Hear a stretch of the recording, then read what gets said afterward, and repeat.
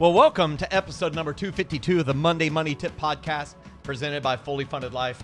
I'm sitting here next to my co-host, Megan Hibbard. And are you fired up today? Fired up. Fired up. May. It's episode number what? 252. 252. Now, 252 is a very important number. You know how there's numbers that are like important?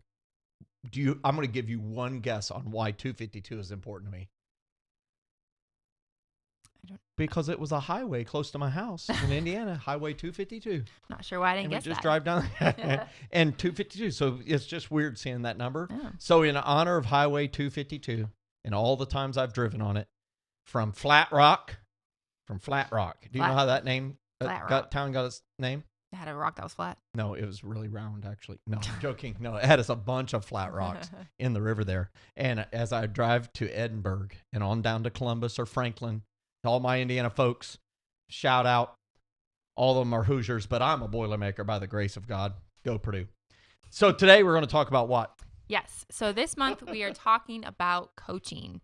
So throughout the month we're going to be talking about the importance of a coach, selecting a great coach, the power of ongoing coaching, all that involves coaching. But today we're going to talk about the importance of coaching. Yeah. And as we've been doing all year, and maybe you could comment on YouTube whether or not you like it or not, but our approach this year is that we are focusing on a topic for the month and then kind of doing a little series on that. And so you can say whether or not we should keep doing that or if you like how we used to do it, whatever. And we also want it to be a little less, get it done in 20 minutes or less. We feel like that's better for a drive time podcast.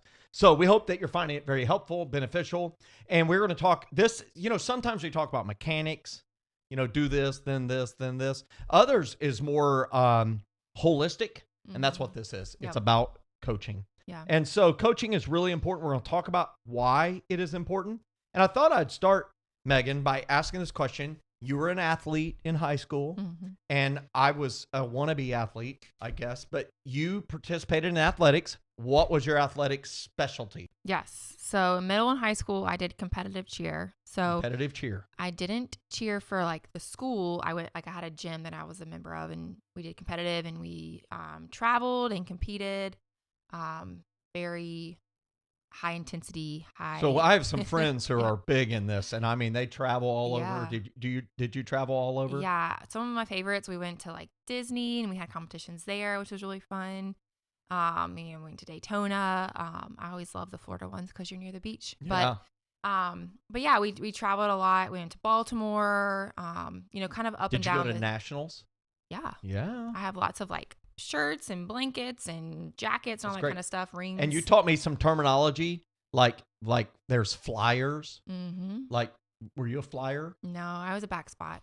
So you're a back spot. Mm-hmm. Okay, so if y'all want to know, back spot. Mm-hmm. So that sounds like in the back, spotting somebody. Mm. Yeah. Yeah, I mean you're still and holding you catch on. Them? Yep. You're a catcher? Does that make you a catcher? We can for your terminology, we can use catcher. Okay, catcher. Yeah. That's awesome. So you just learned how to do this on your own? Watched YouTube? Or did you have coaches? I don't even think we had YouTube back then. I'm just kidding. I think they did have YouTube, but no, lots of coaches. So for every team you're a part of, you had at least 2 to 3, sometimes more than that, coaches. You would have coaches that helped you with, your whole routine, but you'd have coaches that were specific for tumbling. You would have coaches specific for, like the dance part or the choreography of the routine. So different types of coaches for the whole. Okay, so I've got to ask questions. I have so many questions, way more in this podcast. But I am going to indulge in a couple questions. So when is the last time you've done a flip or whatever those things are? Tumbling. You said tumbles. Yeah, it's been a minute. Okay. I did like a cartwheel the other day for Logan. I'm trying to teach him how to do it. And I was like, oh, okay, well, A, I still remember how to do it. But B, I'm getting old. Okay. So I'm not going to try to do like all the flips and twists that I used to be able to do. One for everybody. Okay, so we'll put that off. Maybe later. Maybe another upcoming. Okay, second question is, was there a certain song or music routine that you absolutely hated, but you had to listen to like 1,000 times? And when you hear it now, it's just like sets you off? Every routine you listen to thousands and thousands and thousands of times because you're listening to you're doing the one part of the routine multiple times, and then you're doing the whole routine multiple times, and then you're doing a walkthrough of the routine, and then you're at warming up, and then you're doing it for the competition. So there's like, yeah. And it's all about the sound effects that like are inserted into the songs. And yeah. So if you heard the beat drop on some of them, it immediately takes you back. Yeah. That's awesome. Okay. Well, thanks for allowing me to ask those questions. But you had coaches. So you have coaches.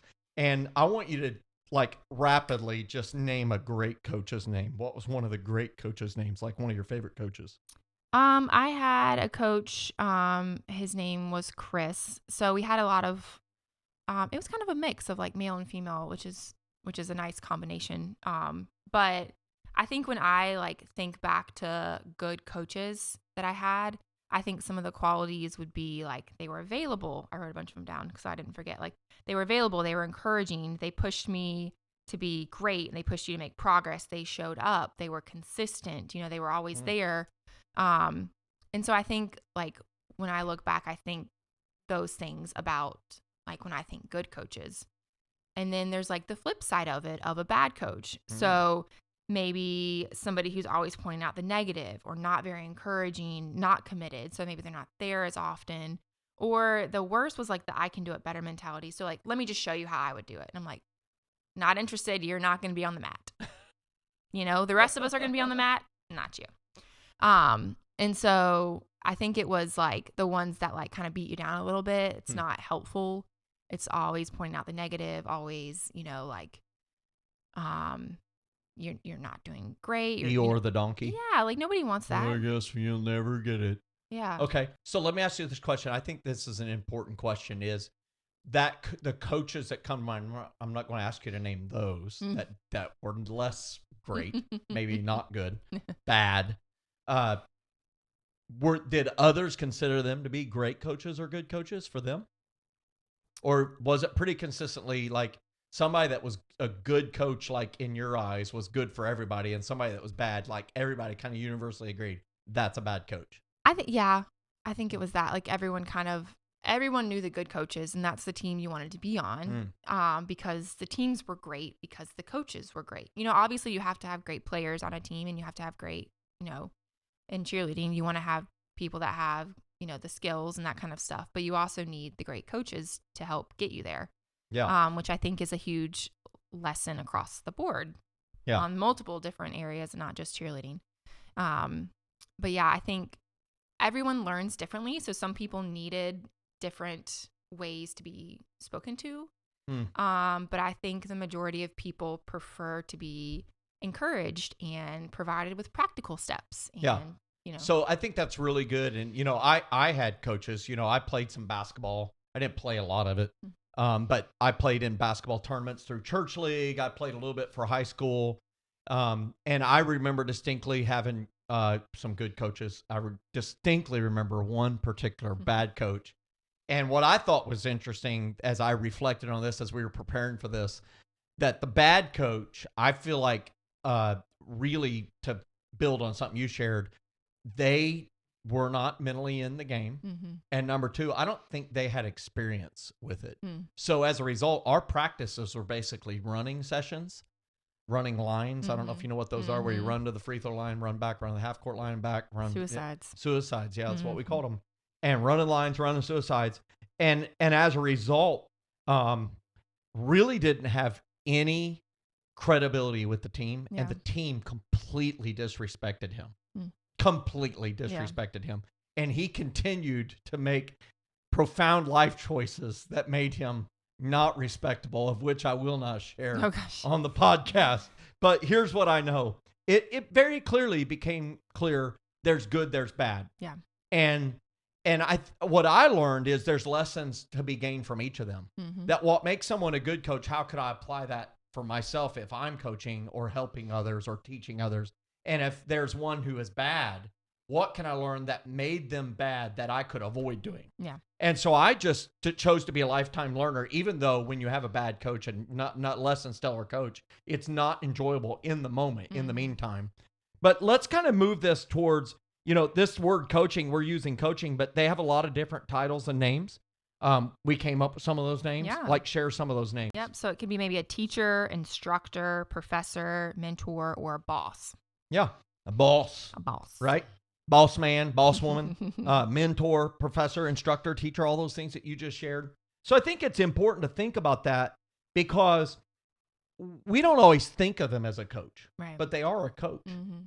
And so coaching, when we're talking about financial coaching, we're talking about doing the things that coaches do in sports. And that's what we think of immediately. But coaches, what good coaches do in the classroom, whether it's at high school or at the collegiate level, postgraduate studies, when we think about a mentor and why that person means so much to us, what is it about them that makes them helpful?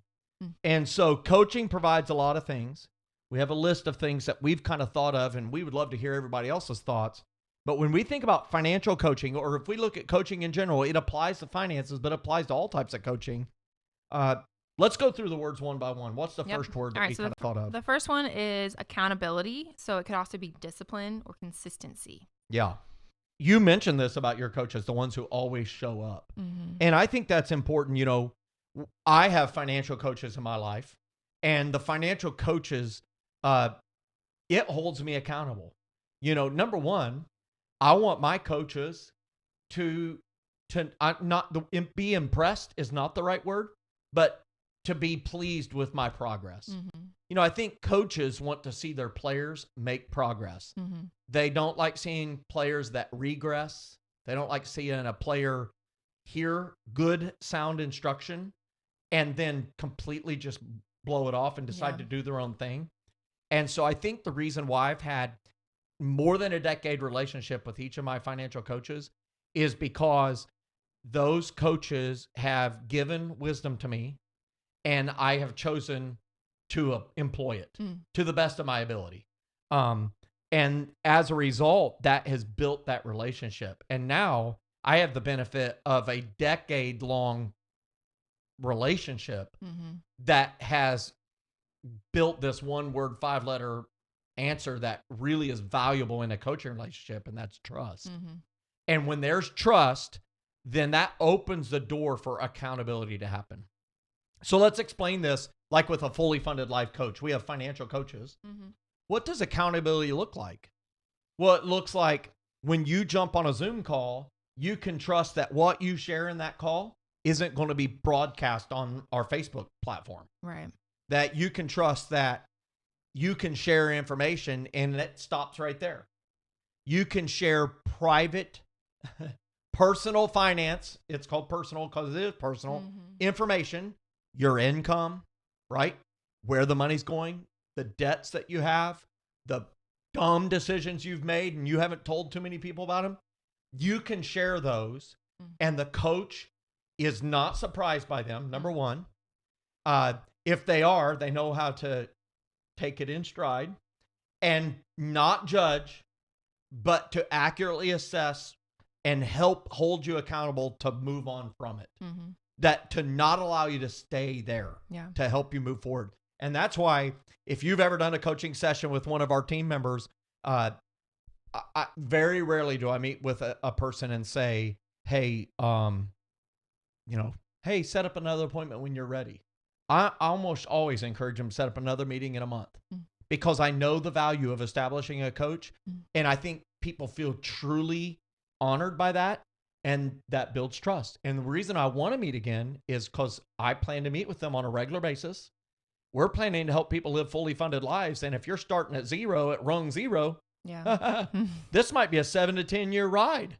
And we've got to establish trust. And trust is only established in the spirit of accountability, discipline, and regular frequent meeting. I think consistency. It's also the trust that, in this situation, we're providing somebody that we trust, that we vetted, that we know is going to provide that trust to other people, that's going to be able to provide the accountability, going to be able to provide information and help and, all that kind of stuff too. It's, the trust goes multiple ways. We want you to trust them. We also want them to trust, we've invested in these people, And that coaching, that trust leads us to our next word. And what's that? Yep. So our next word is knowledge. So trusting that these people have the knowledge to be able to I help. was like, man, you led to that perfectly. Yeah. We didn't just pick Joe Schmo off the street. Yeah. Ironically, So your name Joe is Schmo, I'd be Joe Schmo at cheer practice. Yeah. I'd be like, okay, one of you fly up there. Hope somebody catch them and get 911 on speed dial. Yeah. Somebody's going to get hurt bad. Yeah. Right? And everyone would quickly know, hey, Joe over here, he's not a very good cheer coach. Yeah. And it's not that he doesn't want to be. Well, it might be, but it's because he has no knowledge. Right. So it doesn't matter how much somebody wants something. If they don't have the knowledge, it's not going to be helpful. Right. The coaching will not be helpful, will not be productive. So knowledge is something, what are the questions you can ask, where you can quickly assess, do they have the knowledge? And so I will just tell you, if you're on a coaching call with me, I'm highly likely to open my Schwab account and buy a stock. Like I've done that multiple times, or put some savings into a CD. I've done that dozens of times. I'm highly likely to log into one of my savings accounts, my demonstration Marcus bank account, where I can show how I have little sub accounts created to how I'm saving for vacation and car repairs and car replacement. Because, and guess what?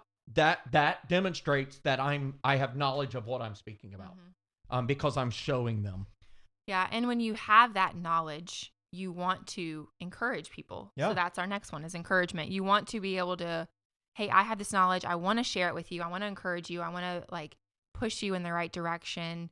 I want to be able to, build you up so that when we meet the next time, you are able to say, I made progress and this is what I was able to do.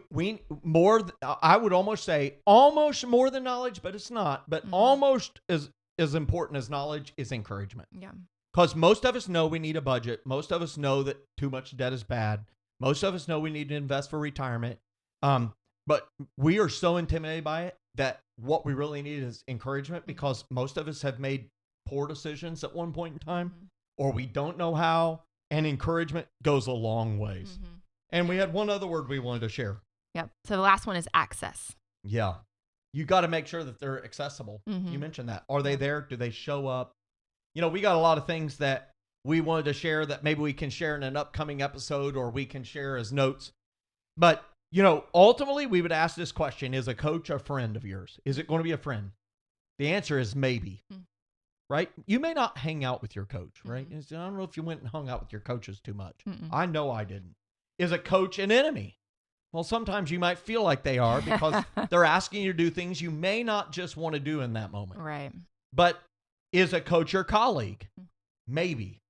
But here's what I will tell you. Financial coaching provides benefits and helps you, get knowledge, accountability, and discipline. And if you want to get better at budgeting, if you want to get better at getting rid of debt, staying out of debt, investing, here's what I would just tell you. You need financial coaches in your life. If you want to go fund the biggest dreams of your life, you're probably not going to get there on your own. You're going to go need knowledge and some encouragement along the way. So we want to ask the question, the big question, and that is, do you have financial coaches, plural, in your life? And this is one of the reasons why we have multiple coaches in Fully Funded Life, and it's why we provide coaching as an included member benefit. So we encourage you to check it out at fullyfunded.life. Any last words you'd like to share? Yeah, I think you might hear all this and think, okay, that's great, but how do I pick a coach? What do I do? You might be thinking of a person, but you're not sure. So in our next episode, we're going to talk about the importance and, how to pick a coach, how to select a good coach, because it's important to pick the right coach or That's a good right. coach, but you shouldn't feel so much pressure that you don't do anything. So we're kind of going to break that down. I think that's going to be super helpful for our next step of why is coaching important? How do I do it? How do I take this next step? Awesome. Well, thanks so much. Thanks for joining us today. Have a great Monday. It's the start of May. Hey, it's a long month, 31 days. Got some great holidays. Mother's Day, don't forget that one. We've got Memorial Day. Make sure you don't forget that one either. And here's what I would just tell you. You've got 31 days to go get coaching in place, to be able to start getting that help. We encourage you, write down a list today of the people you need to ask, and then get the boldness to ask them. Hey, we'll see you next week with another episode of the Money Tip Podcast. Go live your life fully funded.